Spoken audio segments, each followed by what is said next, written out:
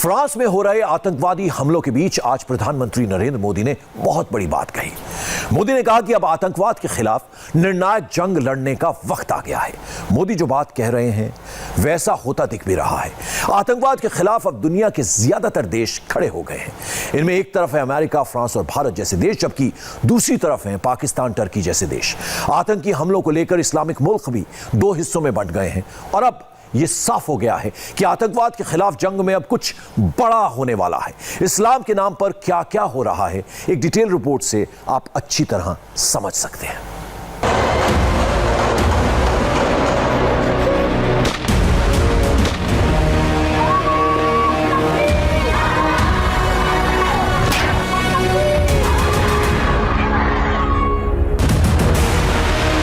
France का नीस शहर, आतंकी हमला, 3 लोगों की मौत। सऊदी अरब में फ्रेंच दूतावास पर हमला, गार्ड बाल बाल बचा।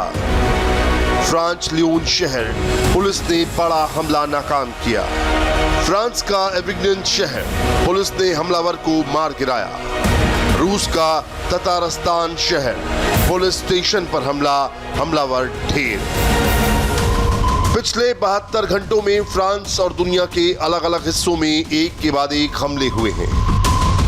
जगह अलग अलग थी, लोग अलग अलग थे, लेकिन हर एक हमले में एक बात कॉमन थी, वो है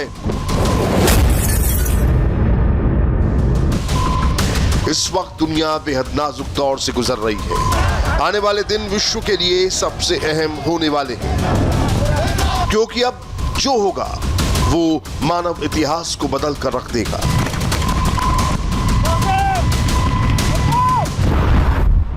बीते कुछ समय से दुनिया के अनेक देशों में जो हालात बने हैं, जिस तरह कुछ लोग आतंकवाद के समर्थन में खुल करके सामने आ गए हैं, वो आज मानवता के लिए, विश्व के लिए, शांति के उपासकों के लिए एक वैश्विक चिंता का विषय बना हुआ है। आज के माहौल में दुनिया के सभी देशों को, सभी सरकारों को, सभी पंथों को आतंकवाद के खिलाफ एकजुट होने की सबसे ज्यादा जरूरत है। पेरिस के आतंकी हमले ने दुनिया को हिला कर रख दिया है। ऐसा लग रहा था कि अब मजहबी आतंक का अंत होगा, लेकिन ये सिलसिला हर दिन के साथ बढ़ता जा रहा है। फ्रांस ने कट्टरपंथ के खिलाफ जंगे ऐलान कर दिया है।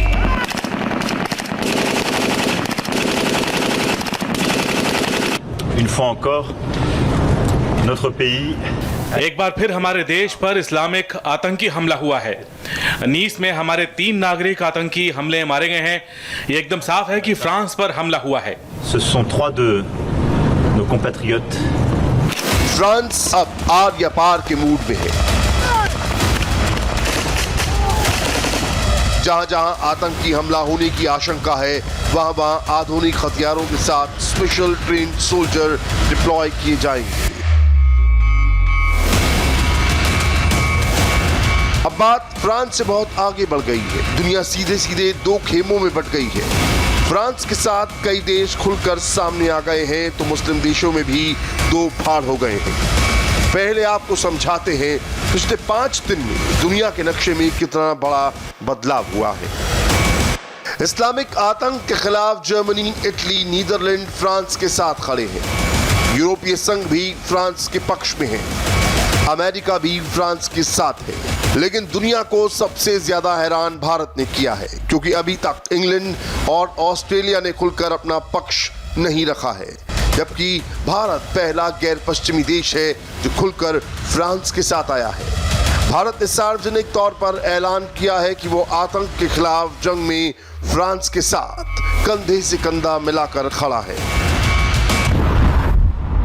आतंकवाद, हिंसा से कभी भी किसी का कल्याण नहीं हो सकता।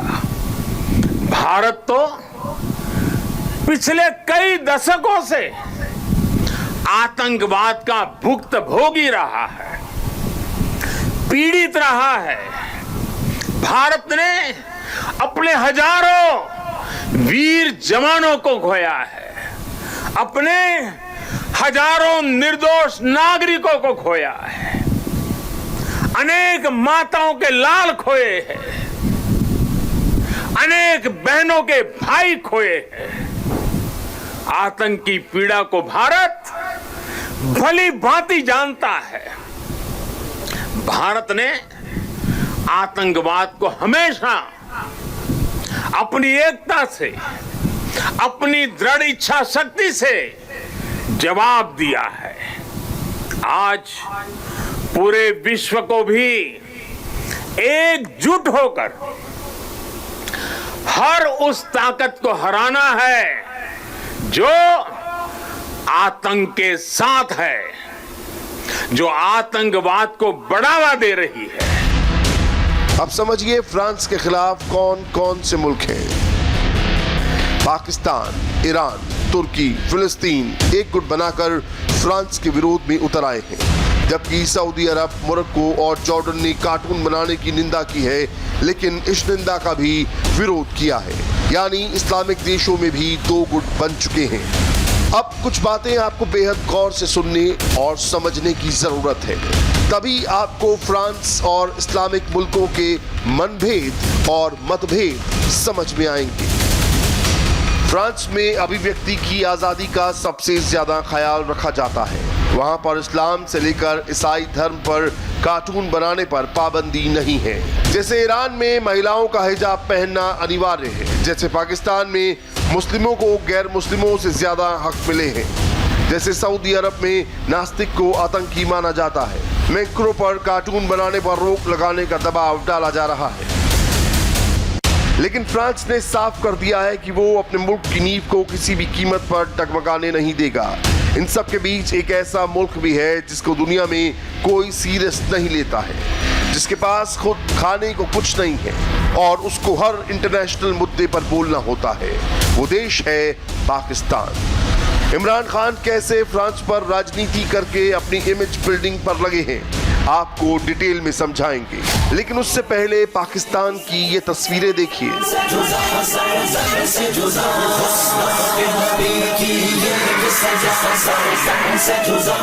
ये पाकिस्तान है जहां पर मजहब के नाम पर लड़कियों को गर्दन काटना सिखाया जा रहा है। ये इमरान खान का नया पाकिस्तान है जहां पर इस्लाम के नाम पर जान लेना जायज है। जिस पुतले पर बुर्का पहने हुए महिला तलवार से वार कर रही है, उस पर फ्रांस के राष्ट्रपति मैक्रों की फोटो लगी है। ऐसा नहीं है कि एक ही आतंकी हमले ने फ्रांस को कठोर कदम उठाने पर मजबूर कर दिया, बल्कि इसके लिए आपको फ्रांस की जियोग्राफी और हिस्ट्री समझनी पड़ेगी। पश्चिम यूरोप में सबसे ज्यादा मुस्लिम आबादी फ्रांस में रहती है। फ्रांस की कुल आबादी में 9% मुस्लिम है, उसमें सबसे ज्यादा सुन्नी मुस्लिम है। ये लोग ट्यूनीशिया, अल्जीरिया, मोरक्को और माली से आकर फ्रांस में बसे हैं, जबकि फ्रांस के 1 लाख लोगों का धर्म परिवर्तन करा के उनको मुस्लिम बनाया गया है। 2012 से फ्रांस में करीब 36 इस्लामिक आतंकी हमले हो चुके हैं, जिसमें 300 से ज्यादा लोगों की मौत हुई और 1000 घायल हुए। इस्लामिक आतंकवाद पर रोक लगाने के लिए मैक्रो ने खास प्लान बनाया है, जिसकी चर्चा अमेरिका तक में हो रही है। अमेरिका में चुनावी मौसम है और फ्रांस का मुद्दा वहां का चुनावी मुद्दा बन गया है। Under the Biden plan, अगर बाइडेन अमेरिका के राष्ट्रपति बनते हैं तो फ्रांस की तरह आतंकी हमले हमारे शहरों तक पहुंच जाएंगे और मैं इसके बारे में खुलकर बोल सकता हूं। and I knock on wood, this is real wood, you know? America समेत पूरे यूरोप में इस्लामिक टेरर सबसे बड़ा मुद्दा है। फ्रांस ने 1905 में सेकुलर विचारधारा को अपनाया था, लेकिन 115 साल के बाद फ्रांस अब काफी नियम कायदे कानून बदलने वाला है। मैक्रो एक ऐसा कानून लाने की तैयारी में है जिसके तहत विदेशी फंड से ट्रेंड इमाम फ्रांस में नहीं आ सकेंगे। बच्चों को कट्टरपंथी सोच से दूर रखा जाएगा, इस्लामिक आतंक को जड़ से उखाड़ फेंका जाएगा और अगर इसके बीच में कोई भी संगठन या देश आएगा तो उसको फ्रांस और उसके साथियों का सामना करना पड़ेगा। आज प्रधानमंत्री ने पुलवामा की बात